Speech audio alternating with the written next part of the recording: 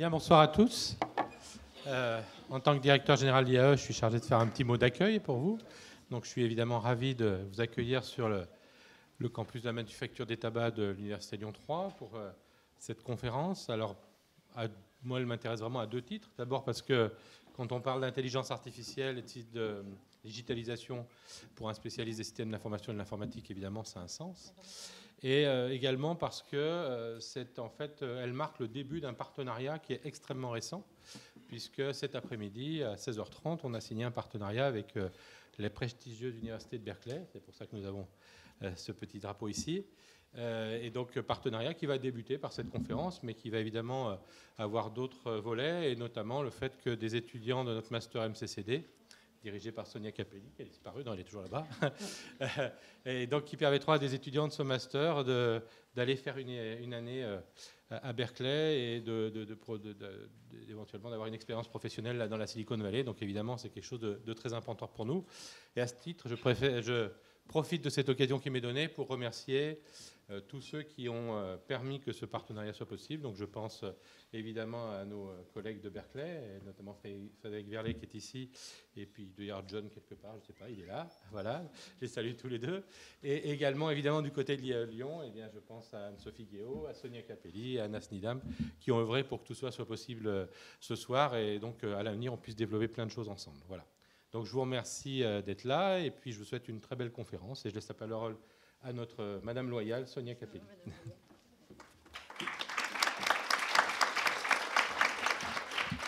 Merci. Donc, je vous remercie tout autant d'être aussi nombreux ce soir pour venir parler d'intelligence artificielle avec nous. Alors, c'est un sujet qui est vaste, hein, c'est un sujet qui est compliqué.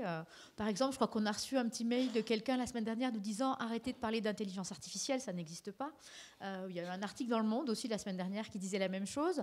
Donc, un sujet qui est dans l'actualité, qui porte à débat. Et donc, c'est pour cette raison que nous nous sommes dit que nous allions profiter de la présence de nos collègues de Berkeley pour échanger notre point de vue sur cette question brûlante d'actualité de l'intelligence artificielle avec un point de vue américain et un point de vue français sur ce sujet. Et donc pour participer à cette conférence qui sera sous forme de keynote puis d'une table ronde, nous avons le plaisir d'accueillir Pierre-Éric Bétou, qui est dirigeant du cabinet Sommet et qui est également un ancien élève de Berkeley.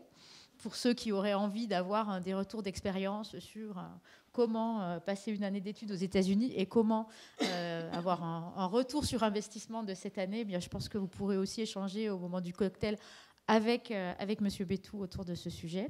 Ensuite, deuxième intervenant, Jean-Luc Marini, que certains d'entre vous connaissent parce qu'il a été longtemps professeur associé à l'IAE Lyon et qui est également directeur du laboratoire d'intelligence artificielle de la société Axis.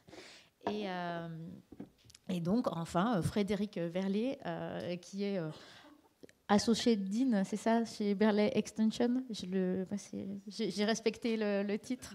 Et donc, qui est aussi docteur en marketing et qui s'intéresse aux questions d'intelligence artificielle. Donc, nous allons commencer. Et pour ma part, excusez-moi, je m'appelle Sonia Capelli, donc je suis professeure de marketing à l'IAE et j'ai le plaisir d'être la responsable pédagogique du programme en marketing connecté et communication digitale. Je vais passer tout de suite la parole à Frédéric, donc, qui doit nous parler de sa vision de l'intelligence artificielle ou de la bêtise artificielle, je ne sais pas, à toi de définir ce que tu entends par là. Tu peux prendre ce micro. Allô, allô, ça marche. Bon, j'ai pris l'habitude assez rapidement aux États-Unis de bouger quand je parle, donc. Attention à l'accident quand même. Oui. Ça sera la partie slapstick après. Là. Alors, premièrement, merci beaucoup à la direction générale de l'IAE de nous avoir invités, de nous faire l'honneur à mon collègue et à moi-même de pouvoir participer à cette conférence, de pouvoir entrer avec vous en partenariat. C'est vraiment un grand plaisir. On s'est retrouvés sur beaucoup de points communs en tant qu'institution. On s'est retrouvés sur notre mission, sur notre façon de penser, de percevoir l'éducation aujourd'hui, mais aussi surtout l'éducation du futur, de comment on doit changer et évoluer. d'une manière internationale, intercontinentale, dans nos façons d'enseigner et d'éduquer les talents du futur, comme d'ailleurs aussi les professionnels actuels, vis-à-vis de tous les changements qu'on va avoir venir vers nous très très rapidement. L'intérêt de cette petite introduction que je peux faire ici, c'est de vous donner un petit aperçu de ce qui se passe en Silicon Valley. Très récemment, moi donc, je suis Assistant Dean for Academic Design and Innovation, donc je suis en charge de notre département de formation continue de trouver des solutions éducatives vis-à-vis de l'automatisation et des AI qui, déjà chez nous en Silicon Valley, font ravage et créent de ce qu'on appelle du job displacement. Pour vous donner une idée de grandeur d'ordre, notre université éduque à peu près 55 000 étudiants en initiale, donc les jeunes, et 30 000 étudiants professionnels de tout âge. Donc vraiment, on est dans une mouvance et que on va dire, ça s'accélère. Toute personne de tout âge est extrêmement consciente du fait d'être tout le temps en train d'étudier, de rester à la une de ce qui se passe. Et c'est absolument essentiel pour pouvoir, on va dire, rester ce qu'on appelle relevant, donc pertinent dans son métier, et de pouvoir se diriger vers les nouveaux métiers.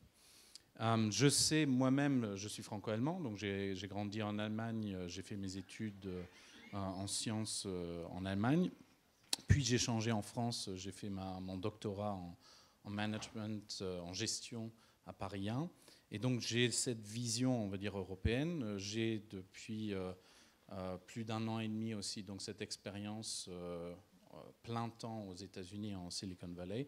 Et donc la perspective que j'ai envie de partager avec vous, elle est vraiment une perspective aussi, on va dire, euro-américaine sur qu'est-ce que c'est l'AI. Et je peux déjà vous dire qu'il y a une grande différence, notamment dans la vision publique de ce que font les IA, pas les AI, et de ce que ça peut représenter. En Silicon Valley, en effet, les IA, on va dire, drive toute toute l'activité et influencent au quotidien les gens, et sont tout à fait intégrés dans la vie du quotidien de quasiment tout le monde. Le titre, en fait, de cette petite présentation que je voulais faire, c'est IA n'est pas égal IA. Alors pour ceux qui codent, ils reconnaissent le codage. C'est absolument vrai dans le sens où les IA dont vous entendez parler dans les médias ne sont pas les seuls, loin de là. En général, nous utilisons des IA dans des domaines qu'on connaît déjà très bien. Ils sont partout autour de nous. On a les smartphones, où en effet on a énormément de machine learning dans plein d'applications qui tout simplement sont des modèles un peu plus de régression un peu plus complexes qui permettent au smartphone d'apprendre certaines on va dire comportements que nous avons et d'optimiser les réponses qu'on peut avoir. Alors je ne sais pas si vous avez déjà fait l'expérience, mais vous avez une discussion par votre téléphone avec Hangouts ou avec WhatsApp sur un thème, et tout à coup vous avez de la publicité qui apparaît sur votre Instagram autour du même thème. Ben voilà, il y a une AI derrière qui a reconnu votre voix, qui a compris que vous parlez de la nouvelle Maserati, et étant encore un peu stupide, elle pense vraiment que vous êtes capable de vous permettre une Maserati et vous mettre de la pub de Maserati après. Donc ça, c'est un exemple d'AI qui nous entoure. On a dans les services comme Deliveroo, on a des AI dans les Fitbit, et on a aussi aujourd'hui beaucoup les assistants, on va dire à la maison, les Google Home, les Alexa. Alors je dis beaucoup, on va faire un petit census. Qui ici possède un Echo ou un Google Home? Ah, bon, c'est déjà pas mal. Je vous donne l'inverse. Si j'aurais fait la question aux États-Unis ou en Silicon Valley, j'aurais eu absolument tout le monde lever sa main, voire deux, parce qu'ils ont les deux. Donc du coup, c'est quelque chose qui est très intéressant. On a une appréciation très différente de la data, de la technologie entre les deux régions. Et on a des appréciations différentes. Je sais que la plupart, sans doute, parmi vous qui n'ont pas forcément envie d'avoir une Alexa ou un Google Home, c'est peut-être par conscience de data, de données privées, et de ne pas vouloir forcément avoir un petit objet qui écoute absolument tout ce que je dis et qui enregistre ça à des fins, on va dire, commerciales. Pourquoi est-ce que alors les Américains n'ont pas cette conscience-là? Si on veut comprendre ce qui se passe en Silicon Valley en termes de développement AI, ce qui est très intéressant, c'est de ne pas aller demander aux gens qui sont des journalistes, des petits experts ou des gens en business, mais c'est d'aller voir directement ceux qui sont les créateurs des AI. Alors là, en l'occurrence, c'est des gens avec lesquels on travaille fréquemment. Donc on a par exemple Michael Wu, qui est un ancien de Berkeley, qui est donc Chief Strategist de AI de Pros, une start-up en B2B dans les AI. On a le fameux Grégory Renard, qui est Head of AI at Xbrain, qui d'ailleurs a fait pas mal de travail sur des dossiers, des rapports vis-à-vis du président français, qui n'ont pas forcément plu, parce qu'ils avaient une certaine réalité qui n'était pas forcément en phase avec ce qu'ils avaient envie de mettre en place. On a Carlos Escapa, par exemple, qui vient de changer de Amazon Web Service vers Facebook, et aussi nos chercheurs comme Peter Abil, qui sont dans le Robot Lab notamment, et qui sont très forts et très reconnus en OpenAI.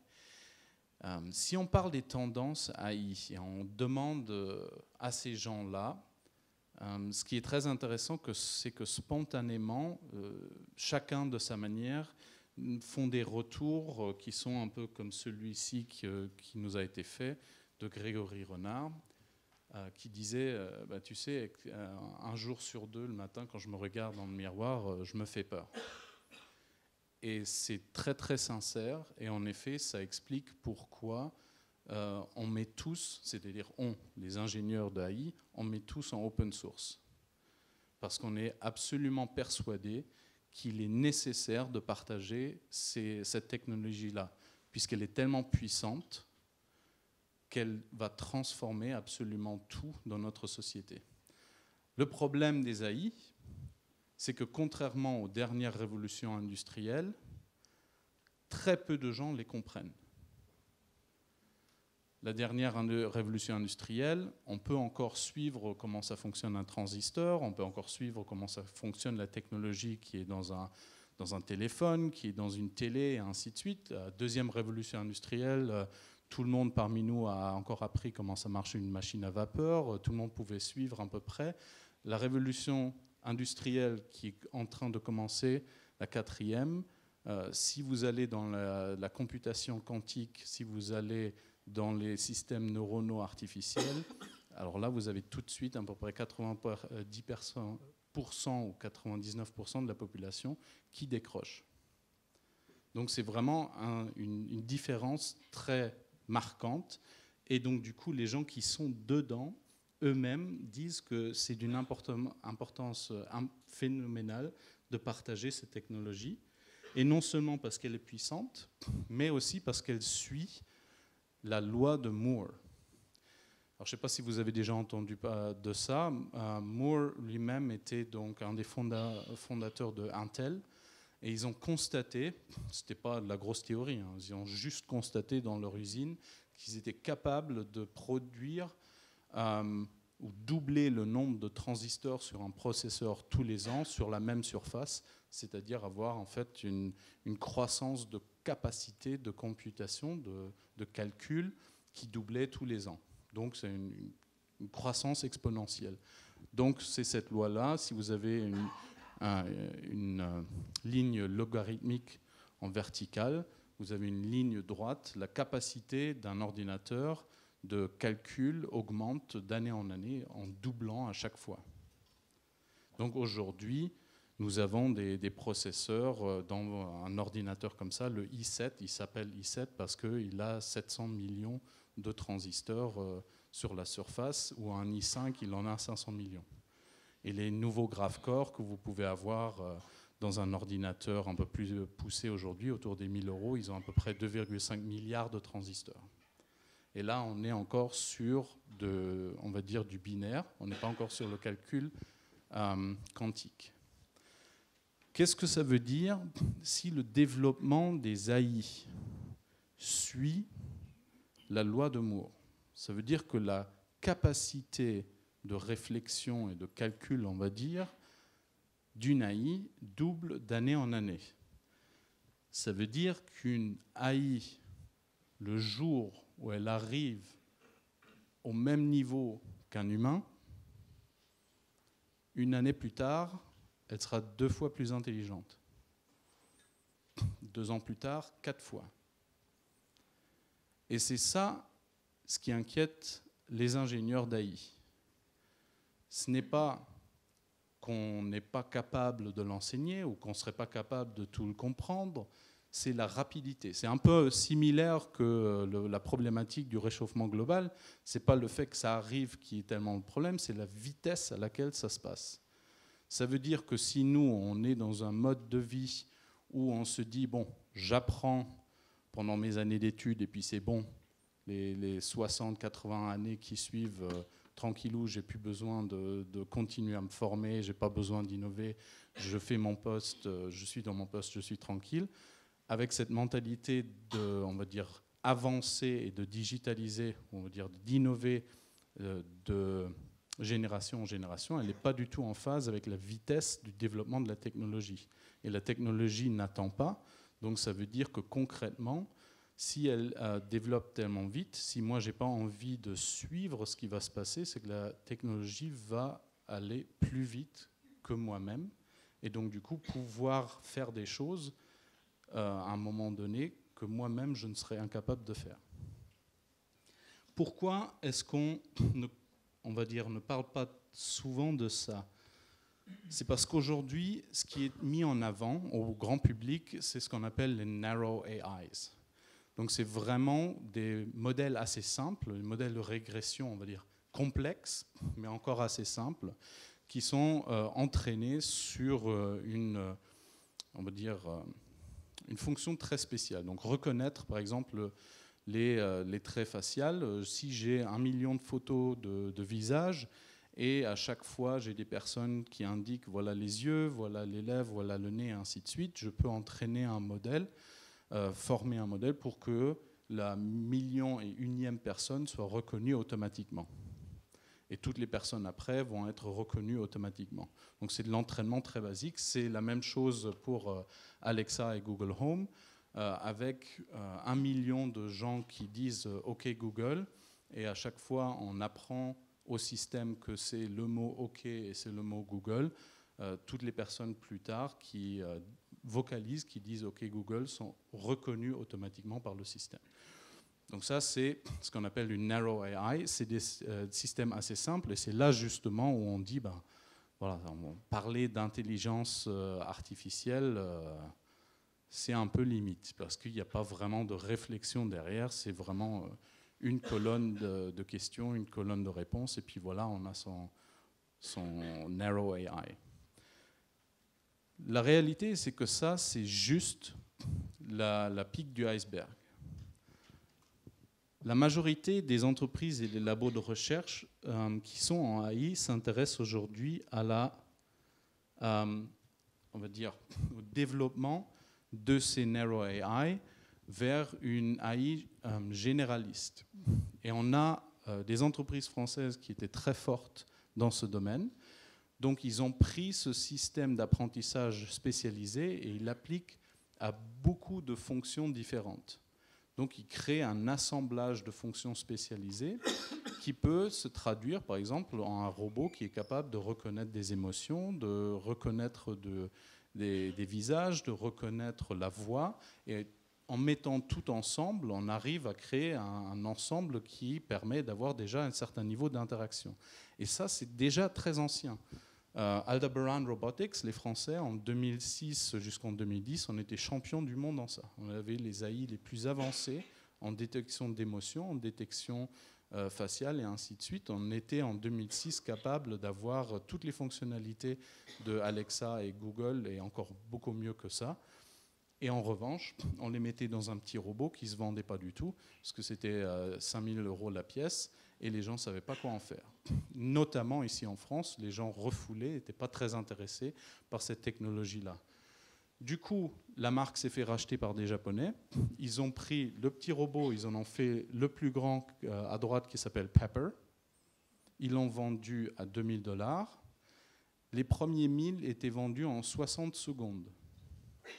Et depuis 2015 qu'ils ont commercialisé, ils n'arrivent pas à en produire assez. Il y en a déjà 12 000 en Europe. Au Japon, ils sont absolument partout. Dans toutes les maisons, tout le monde veut en avoir. Donc c'est une attitude vis-à-vis de la technologie qui est très différente et une appréciation de cette AI qui est très différente. C'est des ordinateurs conversationnels. Vous pouvez passer votre temps à discuter avec eux. Ils ont toutes les nouvelles dont vous vous intéressez. Ils font interface, on va dire, téléphone digital. Les gens âgés, ils ont qu'à lui dire appelle telle et telle personne quand elle a le temps, envoie-lui un message et ainsi de suite. Ils font tout. C'est une interface très, très avancée. Un assemblage de Narrow AI. L'objectif de ces Narrow AI, c'est d'aller vers le General AI. Et là, détrompez-vous, c'est vraiment avec l'objectif de créer des êtres équivalents. Les entreprises et les labos qui travaillent sur les General AI sont des labos qui ont ça comme objectif. Il n'y a pas de questionnement éthique autour du est-ce qu'on devrait ou on ne devrait pas, dans le sens où il faut s'interdire ça. C'est une perspective de, en effet, on veut créer et on ne voit pas de problème avec, des êtres égaux. Alors, égaux, ça peut dire beaucoup de choses. Ça peut être égaux pour être, par exemple, un collègue virtuel. Quelqu'un qui peut travailler H24 et qui fait pas mal de boulot pour nous pendant que nous on se repose. Et quand on vient au bureau, la présentation est déjà à moitié faite. J'aurais préféré ça tous les jours. Mes cours se passeraient beaucoup mieux. J'aurais des PowerPoint sans doute bien meilleurs que ce que je fais aujourd'hui. En revanche, encore un peu problème d'adaptation. IBM Watson, je ne sais pas si quelqu'un connaît.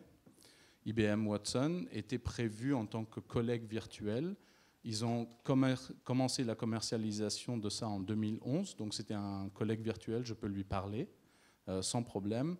Un collègue chez IBM me disait qu'ils étaient obligés d'arrêter la commercialisation très vite parce qu'en fait, ils se faisaient insulter par tous leurs clients qui sortaient de leur bureau en leur disant « Arrêtez de faire ce que vous faites, vous êtes en train de créer un monstre, stop là ».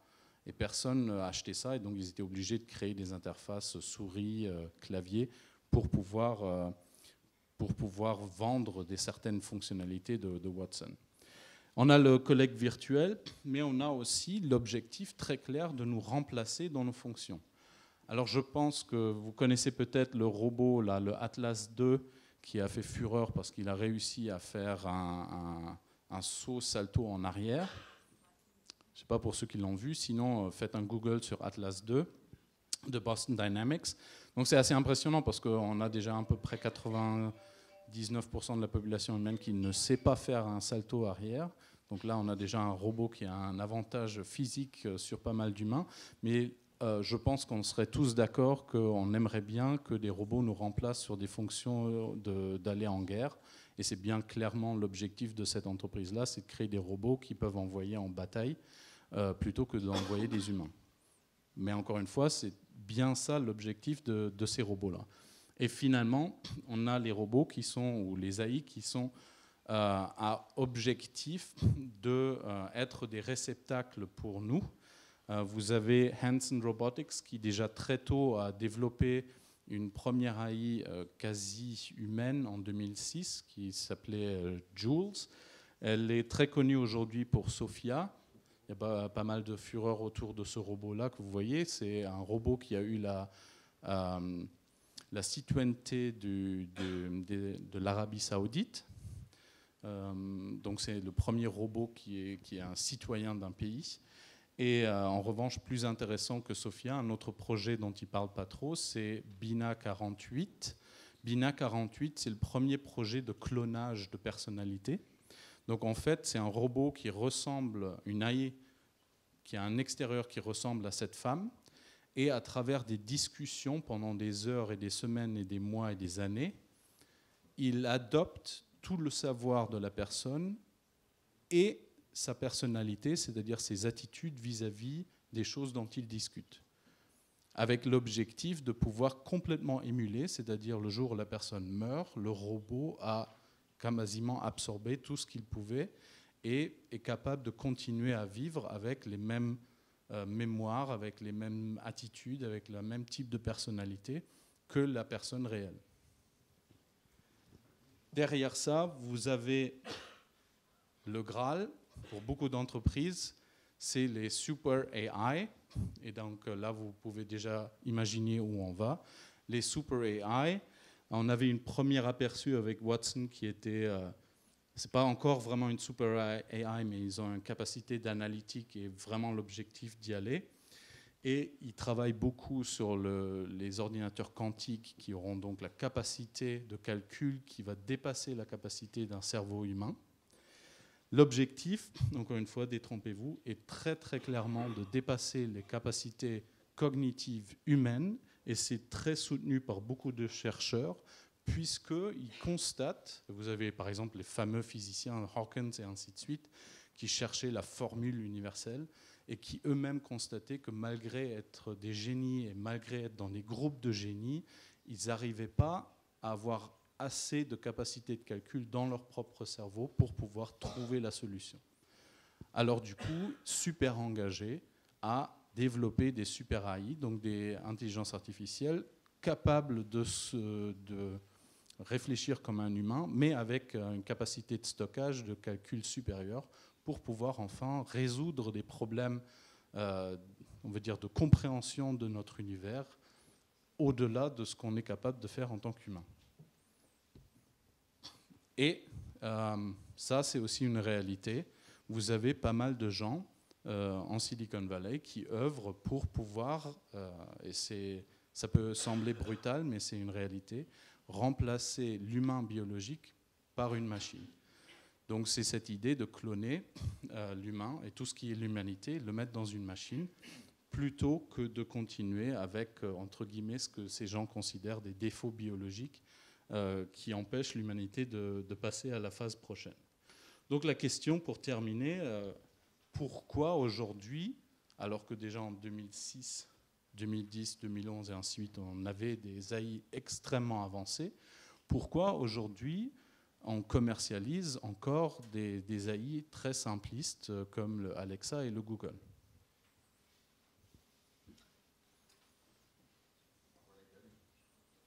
Tout à fait. Pour la data. L'objectif est de collecter de la data de 1 à l'utilisation commerciale, puisque ça fait rentrer énormément d'argent qui va me financer ma recherche vers les AI généralistes et les super AI. Et deuxièmement, pour vous écouter. Et c'est très clair et net, ils ne peuvent plus le cacher d'ailleurs, ces entreprises écoutent absolument tout. Parce qu'en écoutant, ils entraînent une AI, une super AI. Ils font l'état des lieux de l'humanité, avec cette perspective d'aller vers une super AI qui pourra à terme remplacer même l'humanité entière. Vous pouvez tout à fait en Silicon Valley trouver et avoir une petite discussion avec quelqu'un autour des ovnis qui vous diront qu'en effet, c'est bien sûr qu'on n'a pas eu de premier contact avec des extraterrestres ou un ovni qui arrive avec un petit pont qui descend et des gens qui sortent, parce que bien sûr, aucune civilisation avancée serait assez stupide pour envoyer des vies, des êtres biologiques basés sur un système de carbone en espace. C'est beaucoup trop compliqué de nous faire survivre en tant qu'être biologique en espace pendant des millénaires. C'est beaucoup plus facile de mettre notre savoir dans une machine qui ne craint pas la radiation stellaire qui ne craint pas le temps, et donc du coup on envoie une machine avec une intelligence artificielle, et du coup on peut traverser en tant qu'humanité l'espace et coloniser d'autres régions. Donc du coup, la question qui se pose pour nous, très concrètement, si on a cette perspective et on a des trucs où on déconne vers des visions futures, on va remplacer l'humanité, au jour d'aujourd'hui, sur des métiers concrets, notamment du marketing, comment est-ce qu'on adopte l'AI ? C'est-à-dire comment est-ce que nous, on intègre ce qui se passe aujourd'hui en termes de AI, les narrow AI, avec une potentielle perspective d'aller vers des AI qui sont capables d'être peut-être des futurs collègues, voire une intégration plus large de notre intelligence dans un collectif. Et donc j'espère qu'avec ça, c'est vraiment ce qu'on appelle chez nous un moonshot. Donc c'est propulser et ouvrir votre on va dire, perspective, ouvrir votre on va dire, champ du possible mentalement.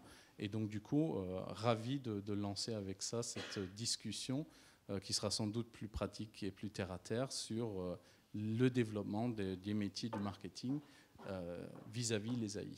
Merci beaucoup.